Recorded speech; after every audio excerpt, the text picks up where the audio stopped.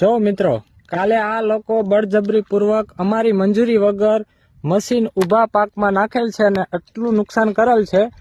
દાદાગીરીથી આ લોકોએ કામ ચાલુ કરેલ છે અને મોટા પાયે નુકસાન કરેલું છે.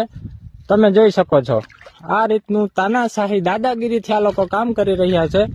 અમારી સખત મનાઈ હોવા છતાં આ લોકોએ ઊભા પાકમાં મશીન અને એના મોટા મોટા ટ્રેક્ટરો ટેન્કરો નાખી અને મોટે પાયે નુકસાન કરેલ છે. તમે જોઈ શકો છો.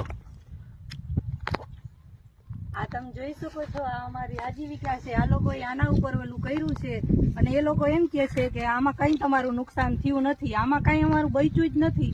અડધી જાજી જમીન લઈ લીધી ને બાકી બધું હતું એ નુકસાન કરી નાખ્યું. તમે જોઈ શકો છો આવી રીતના કરીને વયા ગયા છે. હવે આને અમારે કેવી રીતના પાછું હરખું કરવું, કેવી રીતના આમાં અમારે પાક લેવો અને કેવી રીતના અમારે નભવું, આ અમારી આજીવિકા છે. કોઈ જે મદદ કરે એવું છે કોઈ દ્વારકા જિલ્લાના કોઈ અધિકારી કે કલેક્ટર કે જે ખેડૂતની ગરીબ ખેડૂતની આ વેદના સમજી શકે?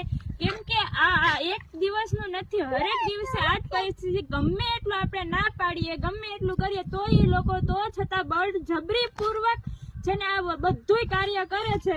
અને અંત એમ શું કહે છે કે ખેડૂતને શેની નુકસાની છે? ખેડૂતને કઈ નુકસાની છે જ નહીં, એનું એને વળતર મારી જશે. પણ આ નુકસાની નથી. તમે લોકો જોઈ શકો છો કે આ નુકસાની શું નથી. અમે કોઈ અધિકારી સાંભળવા તૈયાર છે નહીં. તો અમને આમ જનતા, આમ પબ્લિક ને નમ્ર વિનંતી કે છે ને આ લોકોને તમે અમને સપોર્ટ કરો. કોઈ અધિકારી કે કોઈ લોકો અમને સપોર્ટ કરવા તૈયાર છે જ નહીં.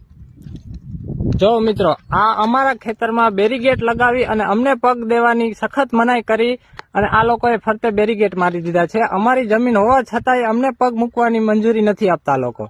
આવી તાનાશાહી, આવી દાદાગીરી આ લોકો વાપરી રહ્યા છે. જય હિન્દ, જય ભારત.